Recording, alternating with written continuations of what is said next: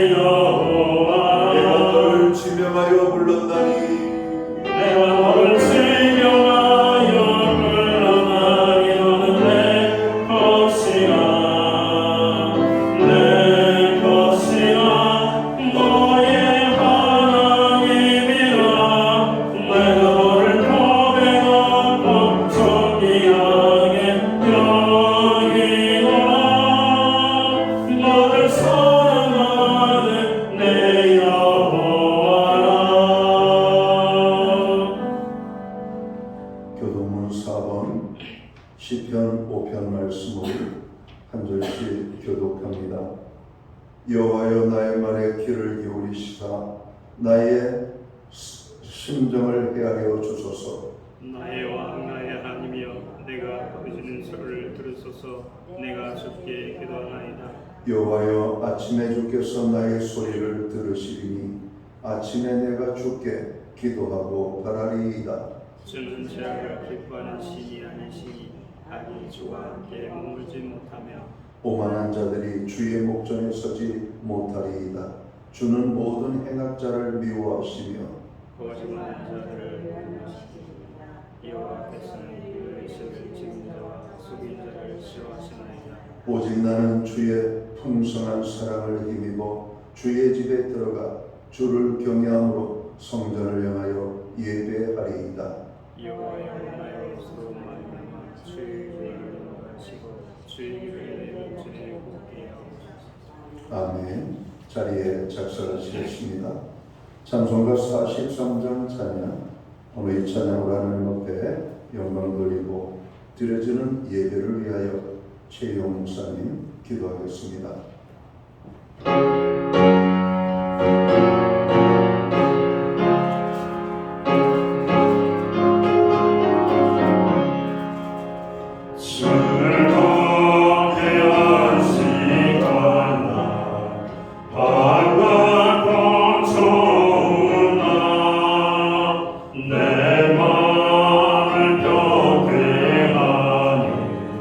즐겁고 기쁘나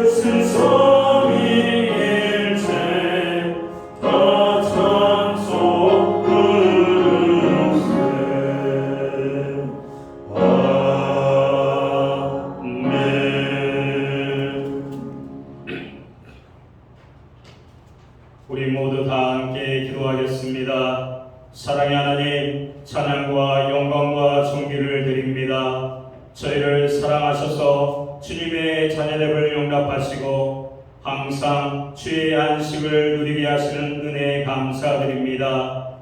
오늘로 주의 날을 맞아 교회로 나올 수 있도록 허락하신 주님, 지난주 창그리스도로 살지 못한 허물을 가지고 나왔습니다. 주님의 보혈로 용서하여 주시옵소서. 그리고 깨끗한 영으로 마음과 정성을 다해 예배 드릴 수 있도록 인도하여 주시옵소서. 성령께서 우리에게 강림하셔서 각 사랑의 심령 속에 계시며 우리들 옆에서 역사하시는 이 놀라운 은혜를 체험케 하여 주시옵소서. 누구든지 목마르거든 내게로 와서 마시라. 나를 믿는 자는 생수의 강이 그 배에서 흘러가리라 하신 말씀대로 저희를 자신의 영혼이 해갈되고 이웃에게로 나눠줄 수 있는 생명의 충만함을 우리에게 베풀어 주시옵소서. 우리가 이 세상에서 살 때 빛과 소금의 역할을 감당하게 하여 주시옵고 어둠을 밝힌 자가 되게 하여 주시옵기 원합니다. 썩어가는 세상에 소금의 역할을 감당해서 모든 세상을 정화하며 성결케 하는 역할을 감당케 하여 주시옵소서. 우리가 그리스도의 향기로서 이 아름답게 냄새를 풍김으로써 말미암아 이 세상이 아주 아름다워지게 하여 주시옵기 원합니다. 하나님 아버지, 나라와 민족을 위하여 기도드립니다. 이 민족이 나아야 할 길을 바로 찾을 수 있도록 이 땅 위에 주의 정의와 평화를 세워 주시옵기 원합니다. 대통령과 정부, 여와 정치인들에게 하나님 마음을 주셔서 이 나라와 백성을 잘 섬기게 하여 주시옵소서. 지혜를 주셔서 좋은 정책을 개발케 하시고 이 백성이 하나 되게 하여 주시옵기 원합니다. 하나님, 수험생들을 축복하여 주시옵기 원합니다. 하나님, 지금도 날씨가 더운 가운데 있지만 하나님 더 열심히 할 수 있는 지혜와 명철을 허락하여 주시옵소서. 이 시간 말씀을 전해주시는 담임 목사님과 함께 하시어 성령 충만케 하시고 귀한 하나님의 음성을 전하시기에 부족함 없도록 역사하여 주시옵기 원합니다. 저희들 또한 말씀을 듣고 깨달아 행함이 있는 믿음의 용사가 되게 하여 주시고 저희를 통해 하늘의 신령한 복음이 전자들에게 전해질 수 있도록 역사하여 주시옵기 원합니다. 모든 기관과 부서를 돌보심으로 살아 움직이며 날로 성장하는 교회가 되게 하여 주시옵기 원합니다. 저희 자녀들을 믿음 가운데 양육하게 하셔서 저들이 하나님 나라를 확장하며 이 나라의 미래를 제대로 책임질 수 있도록 축복하여 주시옵기 원합니다. 하나님, 이 시간 질병이나 여러 가지 문제로 인하여 함께 드리지 못하는 성도들을 기억하시고 위로하여 주시며 동일한 은혜를 내려 주시옵소서. 감사드리며 예수 그리스도 이름으로 기도드립니다. 아멘.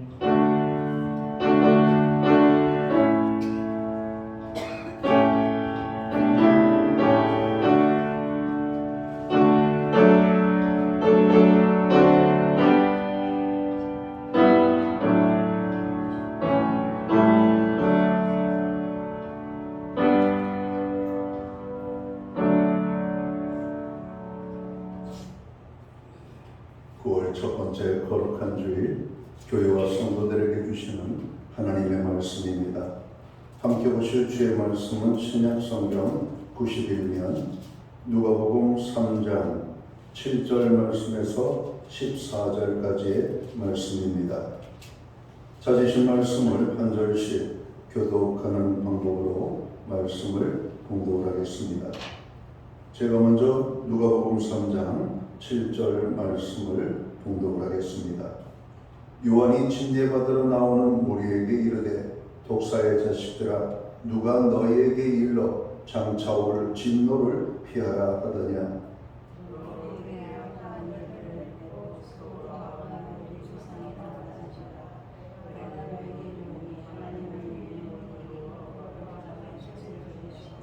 이미 도끼가 나무 뿌리에 놓였으니 좋은 열매 맺지 아니하는 나무마다 찍혀 불에 던져지리라.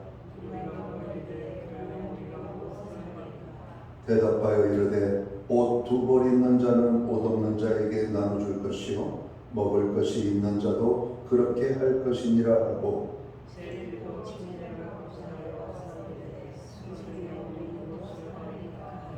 이르되 부가 된 것 외에는 거두지 말라 하고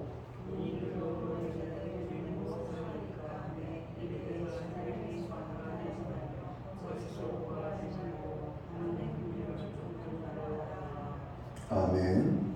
찬송가 215장 찬양. 오늘 이 찬양 1절과 2절 찬양으로 하나님 앞에 영광 돌리고 드려진 헌물 위하여 봉헌 기도 드리겠습니다.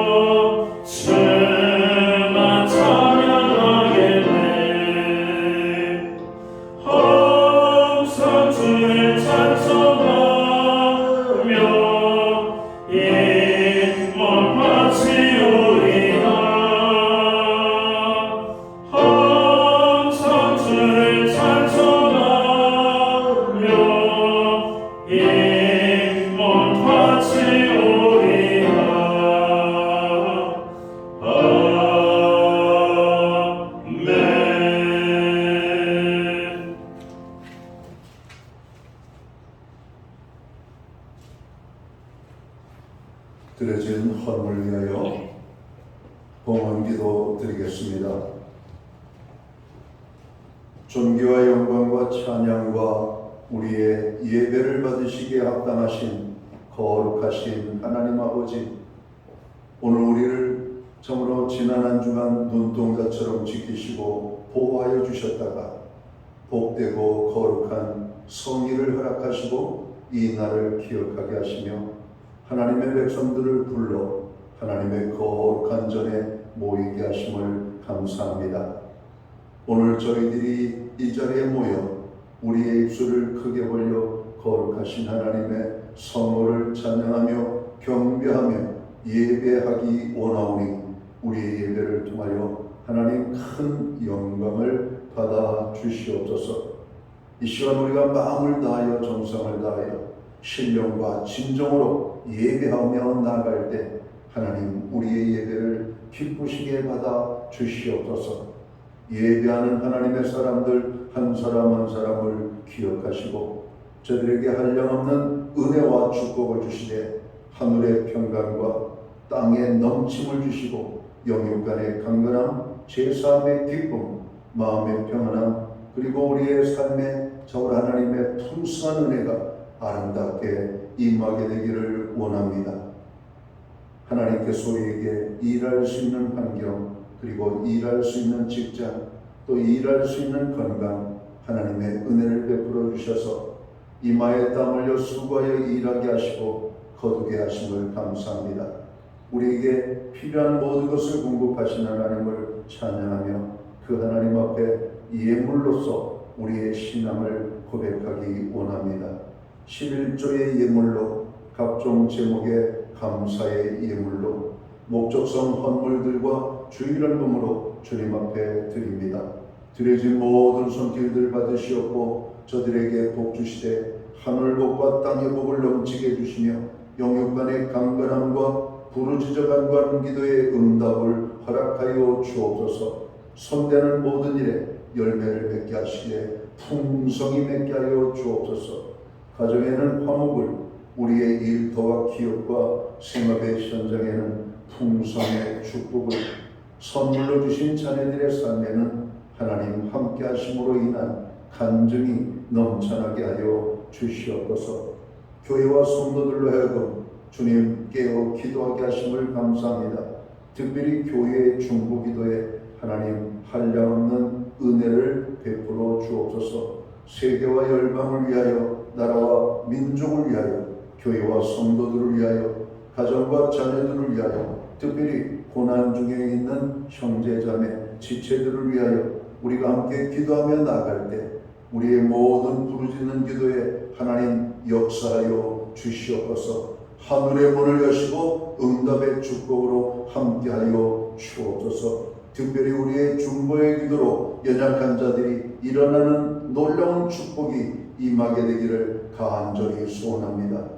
아버지, 이 시간 특별히 주님의 위로의 손길, 주님의 손길이 필요한 심령들이 있습니다. 주님의 손길이 머무는 것들마다, 스쳐 지나가는 것들마다 놀라운 회복의 역사들이 나타나게 하여 주옵소서. 특별히 병든 자들을 치료하여 주시옵소서. 상한 심령들을 어루만져 주시옵소서. 하나님의 평안을 간절히 구하는 자에게 평강으로 주님 역사하여 주시옵소서.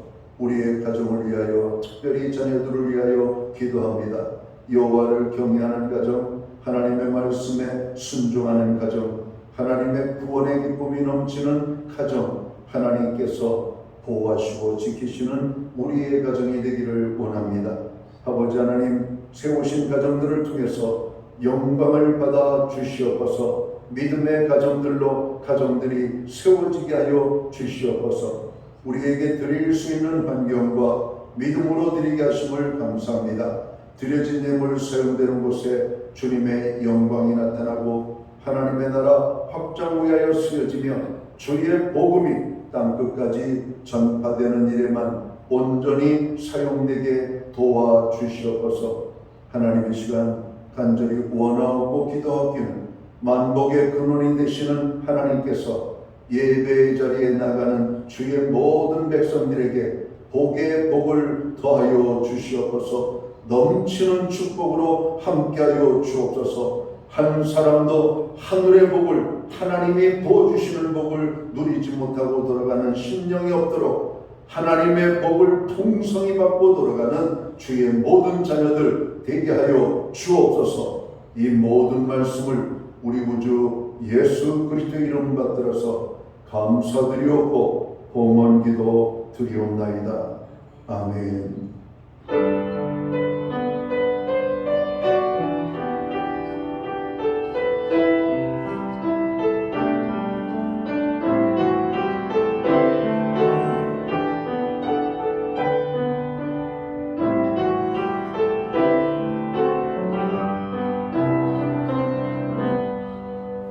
저는 시간 교회를 대신해서 9월 첫 번째 거룩한 주일 예배에 참여하신 모든 교우들을 환영합니다. 오래간만에 나오신 분들을 환영합니다. 가정에서 영상으로 이 예배에 함께 참여하는 모든 믿음의 권속들에게 주님의 사랑과 평안으로 무난의 인사를 드립니다. 우리 옆에 계신 분들, 앞뒤에 계신 분들 서로를 축복하는 사랑의 인사 함께 나누도록 하겠습니다. 반갑습니다. 축복합니다. 주의 은혜가 함께하는 복된 주일이 되시기를 간절히 바랍니다. 예배 회복이 삶의 회복입니다. 항상 예배에 힘쓰는 모든 성도들 되시기 바랍니다. 환절기 개인 건강에 유의하셔서 이 가을에 이 건강의 문제 때문에 어려움 당하지 않도록 여러분들 관리해 주시기를 바랍니다. 나라를 위해서 우리가 기도해야 되겠습니다. 여야의 화합과 협치가 이루어지고 정기국회가 시작되었는데 순탄한 진행을 위하여 기도해 주시기 바랍니다. 경제가 많이 어렵습니다. 경제의 회복을 위하여서 기도해 주시고, 특별히 이 땅의 젊은이들이 당하는 고통이 너무나 큽니다. 젊은이들이 희망을 잃지 않고 용기를 내고 도전하고 또 도전할 수 있는 끈기를 달라고 여러분 또한 기도해 주시면 고맙겠습니다. 지난주부터 목장 모임이 개강을 했습니다. 목장 모임은 모든 성도가 함께 참여해서 한 주간의 삶을 나누는 교제와 기도의 모임입니다. 예배를 마치고 목장 모임에 함께 해주시면 되겠습니다. 교회는 매주 수요일마다 온라인 성경 공부를 제공하고 있습니다. 금주는 그리스도인의 행실 두 번째 오늘 공부를 하도록 하겠습니다. 이수원 집사님 가정에서 강단 곳곳이 건물해 주셨습니다. 유희정 권사님이 교통사고 골절로 인하여 병원에 입원 치료 중에 있습니다. 회복을 위하여 기도해 주시기를 바랍니다. 기타 다른 교회 소식은 주보를 참고해 주시고, 기도할 때마다 교회와 어려움 속에 있는 분들을 위하여 함께 기도해 주시기를 바랍니다. 오늘 우리는 신약성경 누가복음 3장 7절에서 14절까지의 말씀을 봉독을 했습니다. 이 말씀을 중심으로 회개에 합당한 삶의 변화라는 제목을 가지고 함께 은혜의 말씀을 나누고자 합니다. 예수님이 이 땅에서 본격적인 메시아의 사역을 하시기 전에 주님의 길을 예비한 사람이 있습니다.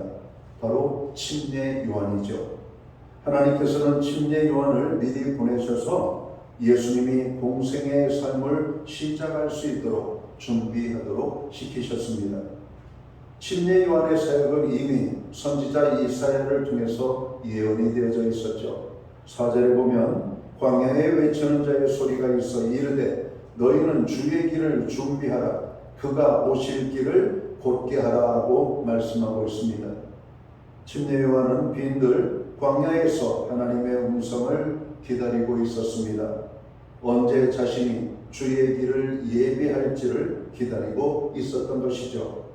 침례 요한은 하나님의 말씀에 따라 사람들에게 나타났습니다. 그리고 하나님께서 말씀하신 바를 사람들에게 전하기 시작합니다. 우리는 오늘 하나님께서 침례 요한을 통하여 이 세상 사람들에게 전하고자 원하셨던 메시지가 무엇이었는지를 알아보고 교훈을 찾아볼까 합니다. 먼저 침례 요한이 선포한 메시지는 하나님께서는 사람들이 하나님의 진노 가운데 있음을 알기 원하신다는 겁니다. 우리는 이렇게 일상을 살아가면서 많은 사람들에게 소식을 전하기도 하고 소식을 받기도 하죠. 대부분의 것들은 어떤 일에 대한 아마 안내입니다.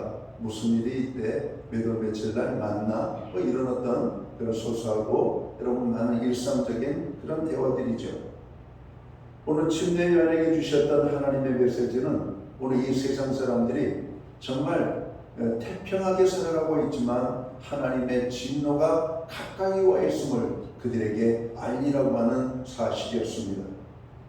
하나님의 말씀을 받고 침례 요한이 하는 일은 요단강에서 침례를 베푸는 것이었습니다. 이 침례는 죄사함을 위한 물침례였던 것이죠. 사람들은 이 침례를 받기 위해 무리를 지어 요한에게로 나왔습니다. 마태복음에는 많은 바리새인들과 사두개인들이 침례 베푸는 곳으로 왔다고 말합니다. 그런데 침례 요한은 침례 받으러 나오는 무리들에게 이렇게 외칩니다. 독사의 자식들아, 누가 너희에게 일러 장차 올 진노를 피하라 하더냐, 이렇게 선포합니다. 독사는 사람을 해하는 존재이죠. 침례 요한은 지금 침례를 받으러 오는 무리들이 악을 행하는 존재라고 강렬하게 꾸짖고 있는 것입니다. 이 말은 곧 사람들에게 죄가 있음과 하나님의 진노 아래 있음을 강하게 질책하는 것입니다. 그러면서 사람들이 그 진노로부터 돌이켜야 함을 경각시키는 것이죠. 당시 사람들은 자신들이 하나님의 진노 가운데 있음을 자각하지 못하고 있었습니다. 그리고 그들이 자신의 죄악을 자각하지 못했던 이유 중에 하나는 자신들이 특별한 존재라고 여겼기 때문입니다. 심지어 요한은 그들을 질책할 때 속으로 아브라함이 우리 조상이라고 말하지 말라고 말합니다. 그런데 이스라엘 백성들은 자신들이 하나님께 선택받은 아브라함의 후손이요 의로운 백성이라고 생각을 하고 있었던 것입니다. 하지만 침례 요한은 이렇게 말씀합니다. 하나님이 능히 이 돌들로도 아브라함의 자손이 되게 하시리라 외칩니다. 이는 아브라함의 자손이라고 특별한 존재가 아니라는 것입니다. 이스라엘 백성이 혈통적으로 아브라함의 자손이 된 것이 결코 하나님의 진노를 피하는 데 도움이 되지 못함을 말씀하고 있는 것이죠. 우리들 가운데 어떤 사람도 하나님의 진노에서 피할 수 있는 사람은 한 사람도 없을 것입니다. 자기 자신이 권력을 가지고 명예를 가진 특별한 사람이라고 여기는 사람들도 스스로를 죄로부터 이런 구원할 수 있는 사람은 없습니다. 이 세상에는 죄로 인한 하나님의 진노로부터 구원해 줄 사람이 그리고 방법이 어떤 것도 없음을 오늘 성경은 선포하고 있는 것입니다. 하나님께서는 당시의 사람들이 하나님의 진노 아래에 있는 존재임을 알기 원하셨던 겁니다. 지금도 교회가 외치는 메시지가 바로 이 메시지가 되어야 되겠죠. 회개하라, 천국이 가까이 왔느니라. 이런 회개해야 될 사람들은 누구입니까? 죄인들입니다. 오늘 이 세상의 모든 사람들은 죄인입니다. 하나님의 진노의 심판이 그들에게 임하게 될 겁니다. 여러분, 우리는 이 소식을 알고 있고 이 소식을 알고 있는 이 우리들은 침례 요한처럼 외쳐야 되는 겁니다. 교회에게 주신 메시지가 바로 그것이 주 예수를 믿으라 그리하면 너와 내 집이 구원을 얻으리라. 구원을 얻는다라고 하는 말은 우리가 심각한 여러분 징계, 여러분 환난, 죽음의 길에서 건짐을 받는 것이죠. 최근에 우리나라에는 저 국지성 호우들이 불식간에 내리기 시작했습니다. 그래서 갑작스런 일기예보를 보면 환했던 하늘이 깜깜해지고 폭우가 쏟아지고 이런 비가 오는데 예쁘게 오는 비가 아니라 그냥 험한 비가 내리는 겁니다. 시간당 60mm 이상 100mm, 어느 지역에는 150mm까지 금방 멀쩡했던 땅이 여러분 홍수가 나서 물난리가 나는 이런 일들이 있었습니다. 국가에서는 이것을 예방하기 위하여 저로 실시간 여러분 일기예보를 여러분 문자 메시지로 날리고 있잖아요. 전국에 폭염주의, 호우주의, 어느 지역에 호우, 여러분 조심하라고 하는 메시지 문자들이 여러분 발송되고 있습니다. 여러분 왜 이런 메시지를 발송합니까? 주의하라는 겁니다. 그래서 당신의 생명을 지키라는 겁니다. 여러분 침례 요한의 메시지는 그 시대에 살아가는 사람들에게 당신이 이제 하나님의 심판 앞에 놓였습니다. 큰일 났습니다. 하나님께로 나와야 됩니다라고 하는 메시지가 바로 이 침례 요한의 메시지였던 겁니다. 하나님의 진노가 지금 당신의 발등에 떨어지기 직전입니다. 당신 회개하고 하나님께로 돌아오셔야 됩니다. 이 메시지가 오늘 침례 요한의 메시지였던 겁니다. 이것이 교회의 메시지가 되어야 되는 것이죠. 그런데 우리들은 너무나 태어납니다. 내가 속으로 아브라함의 자손이라는 생각을 가지고 있기 때문에 나는 괜찮아, 나는 특별한 사람이야, 나는 선택받은 사람이야. 그러나 오늘 성경에는 우리가 죄를 짓고 회개치 않냐면 하나님의 진노가 있음을 말씀하고 있습니다. 여러분 회개는 저로 악한 자, 죄를 진 자들이 하는 것이지만 이 땅에 죄 안 짓고 살아가는 사람들이 어디 있습니까? 우리는 하나님 앞에 나갈 때마다 내가 죄인임을 고백할 뿐만 아니라 우리의 죄의 용서함을 달라고 하나님 앞에 구해야 되는 것입니다. 하나님 앞에 죄를 회개하지 않는 것은 잘못된 것입니다.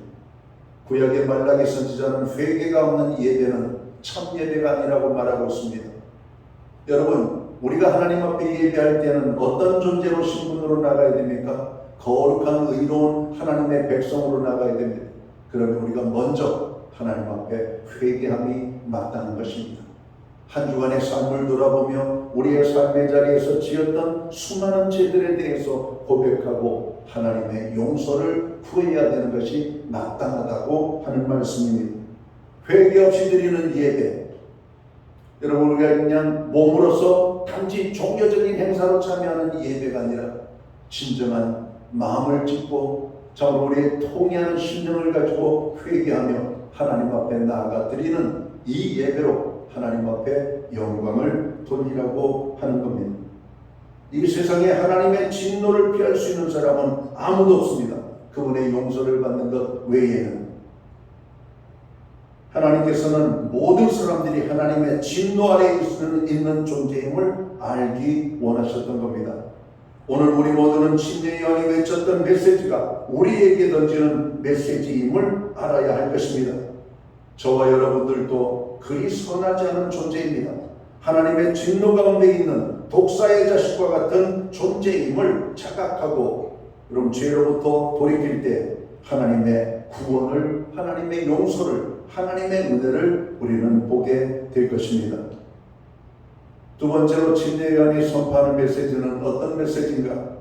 하나님은 사람들이 회개에 합당한 삶의 변화를 원한다는 것입니다. 많은 이들이 죄사함을 위한 침례를 받으러 침례 요한에게 나왔습니다. 그런데 침례 요한은 그들을 향하여 회개에 합당한 열매를 맺으라고 외치고 있습니다. 합당한 열매가 없는 회개는 하나님이 원하지 않는다는 것이죠. 구약시대에 하나님께서는 이스라엘 백성들이 지은 죄를 사해 주시기 위하여 속죄 제사를 제정하셨습니다. 죄 지은 사람 대신 흠없는 짐승이 대신 죽음으로 죄가 용서함을 받도록 하셨습니다. 그런데 문제는 사람들이 죄사함을 받았으면 그 은혜에 감사하며 죄 짓지 않는 삶으로 변화되어져야 하는데 그들은 속죄 제사만 드렸지 삶에는 변화가 없었던 것입니다. 이런 그들을 보며 하나님은 말씀하십니다. 선지자 호세아를 통해서 이렇게 말씀합니다. 나는 인애를 원하고 제사를 원하지 아니하며 번제보다 하나님을 아는 것을 원하노라. 하나님이 이스라엘을 통해서 보기 원하시는 것은 회개를 통한 변화의 삶의 모습이었습니다. 하나님께서는 우리에게 원하시는 것도 내 죄를 깨닫고 회개할 뿐만 아니라 회개 이후에 변화된 삶을 원한다는 겁니다.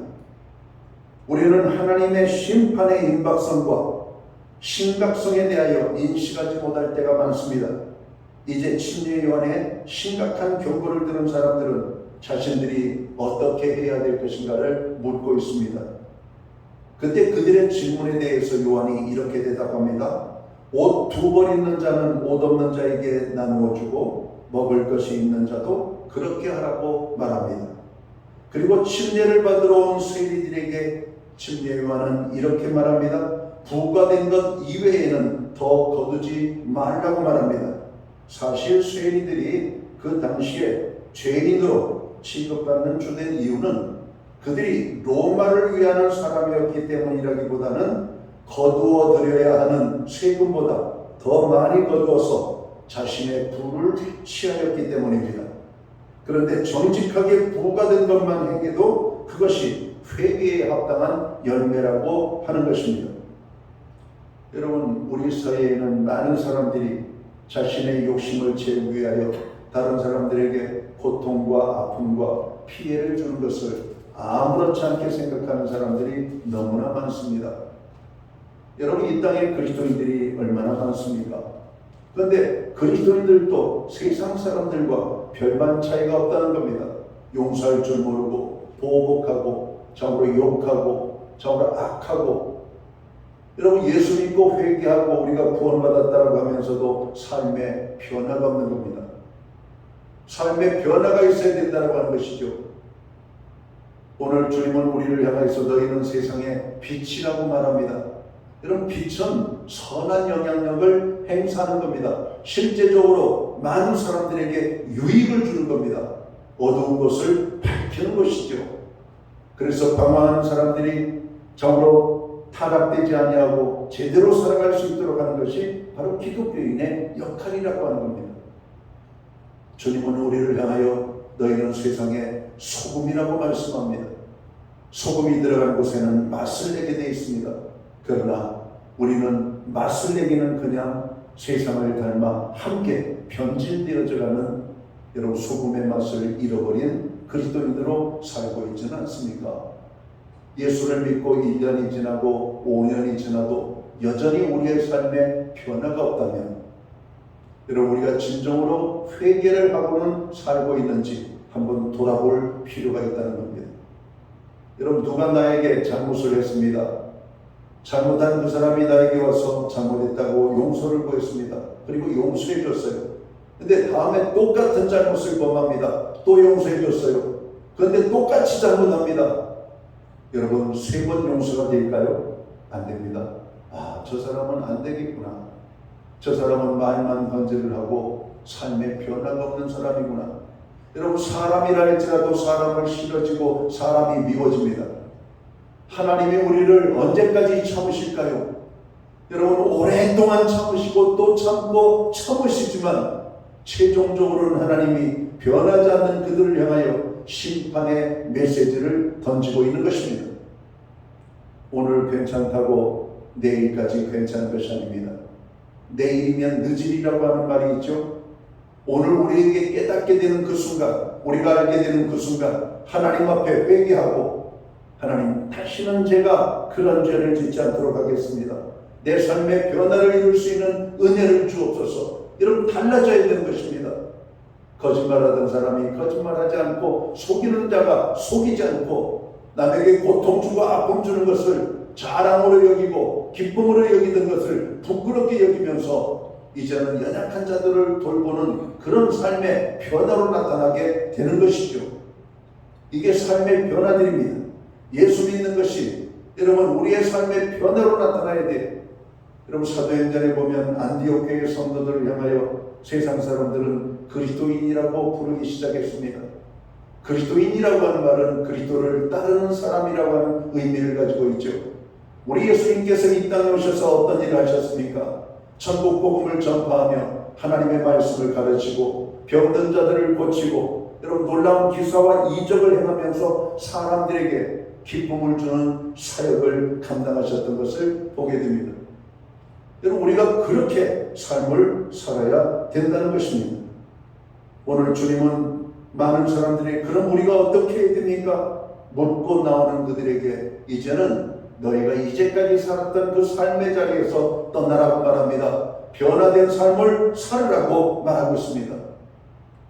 우리는 머리 갈 것도 없습니다. 먼저 가까운 이웃들에게 인정받는 삶을 살아야 될 겁니다. 직장의 동료에게 사랑받는 삶을 살아야 될 것입니다. 만나는 모든 사람들에게 여러분 유익을 주는 하나님의 사람들이 되어야 될 것입니다. 그래서 최종적으로 우리가 들어야 될 정으로 말은 역시 예수 믿는 사람은 달라. 역시 예수 믿는 사람은 정으로 놀라워. 이런 어떤 여러분 반응을 우리가 들어서 하나님께 영광이 되도록 하는 것, 이것이 회개에 합당한 변화된 삶의 열매를 맺는 것입니다. 오늘 침례 요한은 자기에게 그럼 우리가 어떻게 해야 됩니까? 라고 묻는 자에게 너희가 이제까지 행했던 그 삶에서 돌이키라고 말합니다. 그리고 변화되라고 말씀하고 있는 것입니다. 오늘 우리에게 변화되어져야 될 삶의 요소는 무엇입니까? 주님이 나를 꼭 집어 말씀하시는 내가 버려야 될 것들은 무엇입니까? 내가 취해야 될 것들은 무엇인지 깨닫게 되는 이 시간이 되기를 원합니다. 자, 침례 요한은 우리에게 또 어떤 메시지를 선포합니까? 예수님이 오셔서 우리에게 성령 침례를 주시고 우리를 구원의 길로 인도하시게 된다는 희망의 메시지를 주고 있습니다. 침례 요한은 자신은 회개의 물침례를 주지만 내 뒤에 오시는 메시아 예수 그리스도는 성령과 불로 침례를 주실 것임을 말씀합니다.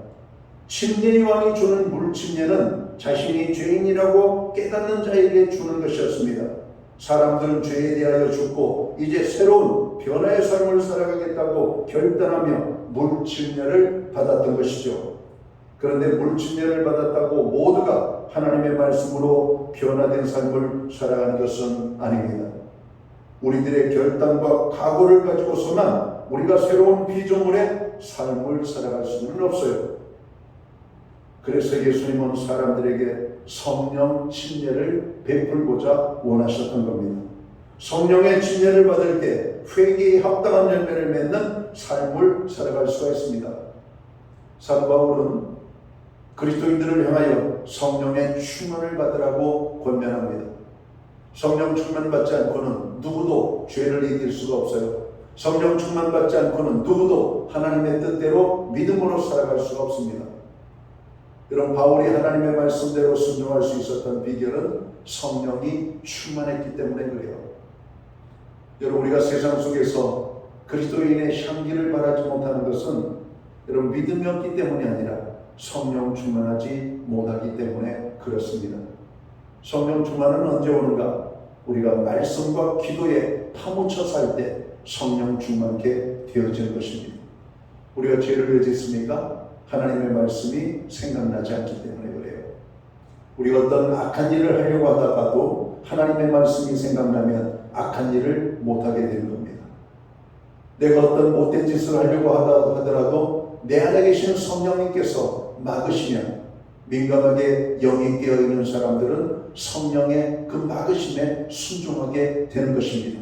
그래서 죄를 이기는 거예요. 가만히 있는데도 죄를 이기고 막 살아가는데도 괜찮게 사라지는 것이 아니라 말씀과 기도 없이 우리의 삶을 살다 보면 나도 모르는 사이에 세상을 따라 살게 될 수밖에 없는 것입니다. 그래서 경건한 유대인들은 하나님의 말씀을 기록하여서 이마에 붙이고 다니고 손목에 메어서 기호로 삼고 다녔다라고 말할 정도입니다. 하나님의 말씀이 내 가슴에 선명하게 비치는 사람은 함부로 살 수가 없습니다. 도둑질하는 사람에게 십계명의 말씀인 하나님의 말씀이 생각난다고 생각해 보세요. 도둑질하지 말라. 이는 악한 것이라고 하는 말씀이 떠오르는 순간 여러분 도둑질하려고 하는 마음이 싹 사라집니다. 여러분 병원에서 의사의 말 한마디에 우리의 먹는 습관이 달라지잖아요. 이제까지는 내가 원하는 대로 먹고 내 입이 원하는 대로 먹고 내 입맛대로 살았지만 고혈압 여러분 진단을 받고 당뇨 진단을 받고 고지혈 진단을 받고 여러 가지 질병의 원인이 되는 이유를 알게 되면 여러분 끊게 됩니다. 그렇게 술 좋아하던 사람이 술을 끊는 것을 봤습니다. 하나님의 말씀에는 꼼짝도 않는 사람이 의사의 말 한마디에 술을 끊더라고요. 하나님의 말씀이 의사의 말보다도 힘이 없습니까? 그렇게 담배를 못 끊던 사람이 의사의 말 한마디에 담배를 끊더라고요. 하나님의 말씀이 의사의 말보다도 못합니까? 말도 안 되는 일입니다. 왜 우리는 하나님의 말씀에 순종하지 않습니까? 왜 죄를 짓고도 그렇게 우리가 당당합니까? 우리가 아브라함의 자손이라고 나는 괜찮다라고 생각되십니까? 아브라함의 자손이라는 것이 우리를 보호하는 것이 아닙니다. 하나님의 은혜를 받지 아니하면 우리가 말씀에 순종하지 아니하면 우리가 살 수가 없는 겁니다. 우리는 알게 모르게 짓는 죄들이 얼마나 많은지 모릅니다. 하나님 앞에 나가기만 하면 고개가 숙여질 수밖에 없어요. 부끄러워서 고개를 들 수가 없는 겁니다. 나 같은 죄인 살리신 주 은혜 놀라워. 그래서 오늘 이 거룩한 주일에 나올 때 우리는 지혜를 자복하고 통회함에 나오고 하나님의 은혜를 받고 또다시 세상을 이길 수 있는 힘을 얻고 돌아가는 것입니다. 그런데 하나님의 말씀으로 채워지지 아니하면 우리가 세상에 나가서도 죄를 이길 수 있는 힘이 없게 되는 것이죠. 요즘 현대인들은 많은 질병에 시달리는 이유 중에 하나가 면역력의 약화라고 말합니다. 면역력이 뭡니까? 질병을 저항하는 힘 아닙니까? 여러분 우리가 성령 충만하면 영적인 면역력이 강해지는 겁니다. 그래서 기도의 자리를 소홀히 하면 안 돼요. 하나님의 말씀을 읽고 암송하고 묵상하는 것을 소홀히 하면 안 됩니다. 왜? 말씀이 있을 때 우리는 죄를 피하게 되거든요. 여러분 우리가 기도의 무릎을 꿇을 때 죄를 이길 수가 있거든요.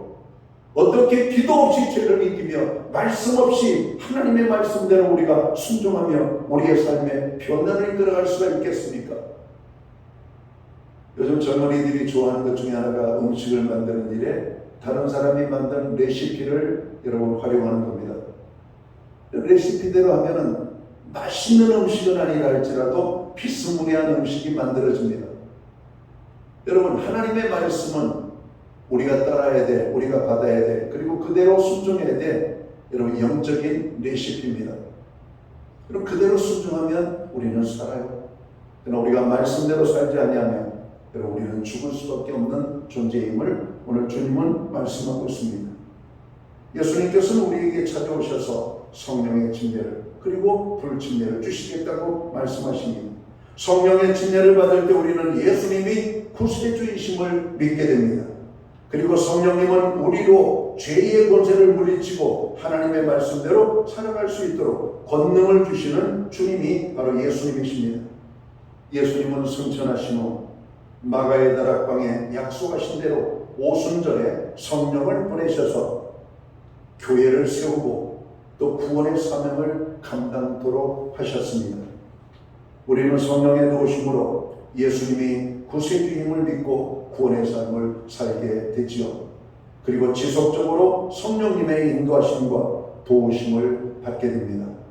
그리하여 늘 성령의 임재를 경험하고 성령의 주장하심에 순종함으로 온전한 구원에 이르게 되는 겁니다. 자, 이제 말씀을 정리할까 합니다. 침례 요한은 회개의 침례를 받으러 오는 사람들에게 독사의 자식들아, 누가 너희에게 일러 장차 올 진노를 피하라 하더냐라고 강하게 질책합니다. 그러나 이것을 질책으로 받을 때 우리가 살게 되는 것을 여러분 믿을 수 있게 되기를 주님의 이름으로 축원합니다. 현대인들이 신앙하는 세 가지 설교가 있다고 해요. 죄에 대한 설교, 헌금에 대한 설교, 전도에 대한 설교. 여러분, 이것을 싫어하는 이유가 뭘까요? 악한 마귀가 세상을 장악하고 있기 때문에 그래요. 여러분, 우리는 예수 믿고 구원함을 얻은 여러분 그 이후에 삶의 모습이 이 세 가지를 행하는 삶이 되어야 돼요. 여러분, 주님은 우리에게 이 기쁨을 주시려고 우리를 부르신 거예요. 여러분, 회개 소리를 기쁘게 들을 때 내 영이 건강한 사람입니다. 근데 회개하는 소리에 알러지 반응이 생기면 잘못된 거예요. 우리는 회개라고 하는 설교를 듣고 들어도 여러분 그 회개의 소리가 감사와 기쁨으로 반응을 해야 되는 겁니다. 독사의 자식들아 했을 때 기분이 상한 것이 아니라 하나님, 제가 맞습니다. 제가 남을 해하기만 하면 독사의 자식보다도 더한 죄인입니다. 이런 고백을 가지고 나가야 되는 겁니다. 전도하라는 말씀에 여러분 듣기 싫어하는 것이 아니라 주님, 제가 누구에게도 복음을 전하지 못한 것은 제 삶이 부끄럽기 때문에 그렇습니다. 제가 당당하게 산다면 어떻게 제가 복음을 전하지 않을 수가 있겠습니까? 내가 부끄럽게 살으니까 전도하지 못하는 것이죠. 근데 많은 사람들은 부끄럽게 사는 것을 감추려고 전도의 설교를 싫어하는 겁니다. 하나님 앞에 드리면 하나님이 우리에게 복 주시는 것을 너무나 잘 알고 있어요.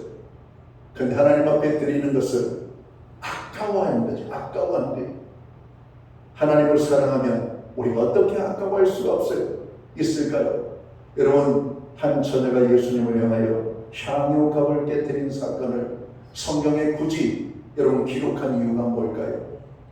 그는 자기가 온갖 수모와 욕과 멸시를 받으면서도 여러분 자기의 번 돈으로 비싼 향유를 모아 여러분 항아리에 담아놓는 것이 그의 인생의 즐거움이었던 겁니다.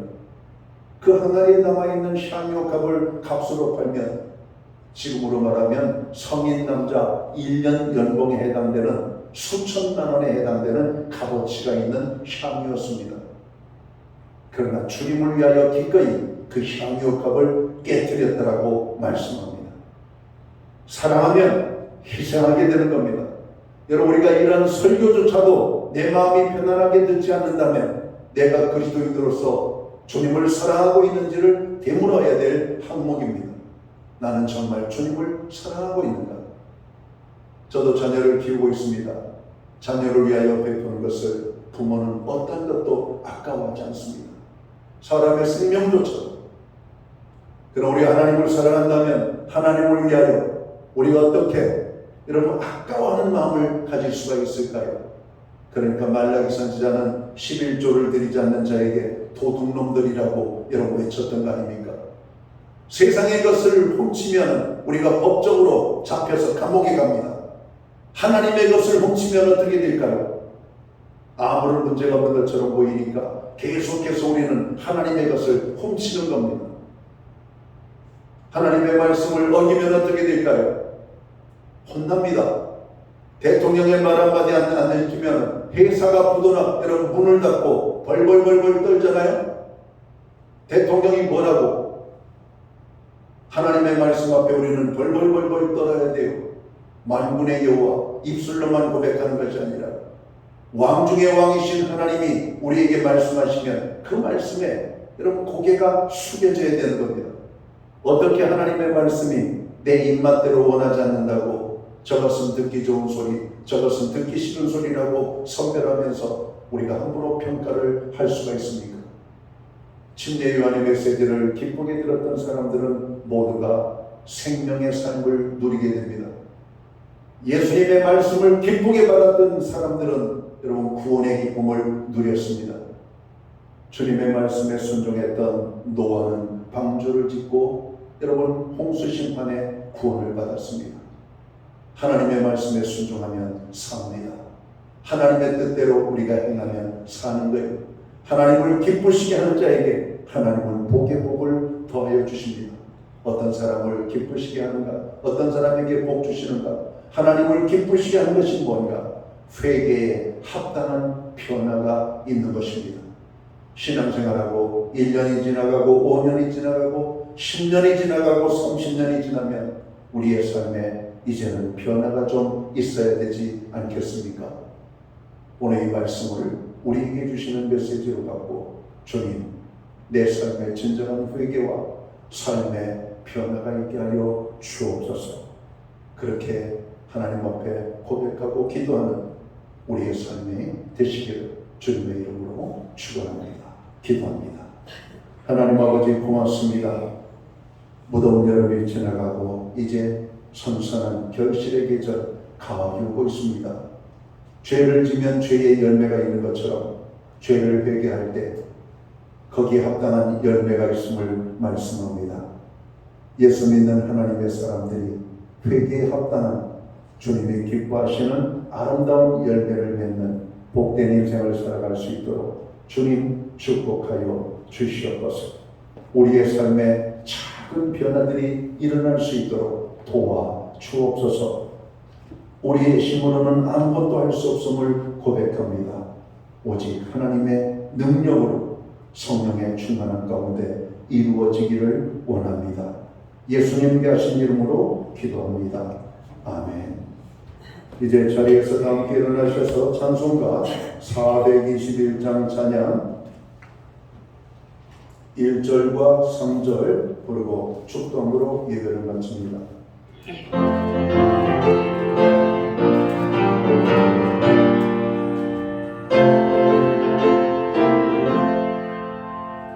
내가 예수 믿고서 제사하라 나의 모든 것 다 변했네.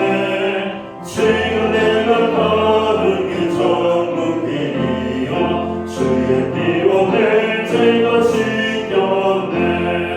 나의 모든 것 변하고 그렇게 오고서 바라네. 하나님은 나의 구원되시오니 내게 적대함 없겠네. 내게 성령 임하고 그으신 사랑 나의 맘에 가득 채우며 모든 놓고 내게서 물리치시니 내 마음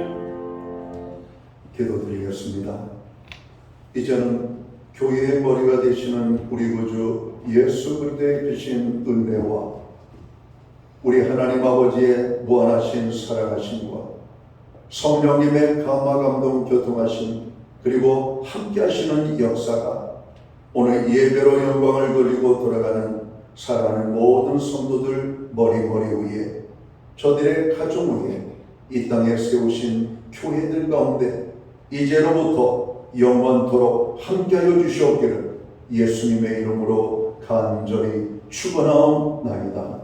아멘.